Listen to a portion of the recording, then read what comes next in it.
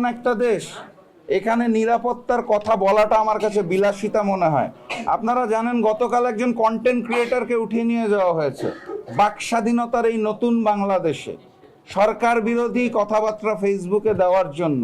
তো নিরাপত্তাহীনতায় আমার মনে হয় বাংলাদেশে যারা অফিসিয়াল প্রোটোকল ছাড়া চলে, প্রত্যেকটা সাধারণ মানুষ, প্রত্যেকটা সাংবাদিক, প্রত্যেকটা রাজনীতিবিদ সবাই নিরাপত্তাহীনতায় ভুগে। এখন প্রশ্ন হচ্ছে, নিরাপত্তাহীনতায় ভুগে ঘরের ভিতরে, গর্তের ভিতরে অথবা মুচলেকা দিয়ে বিদেশে পালিয়ে যাব নাকি রাজপথে থাকবো, এটা হচ্ছে প্রশ্ন।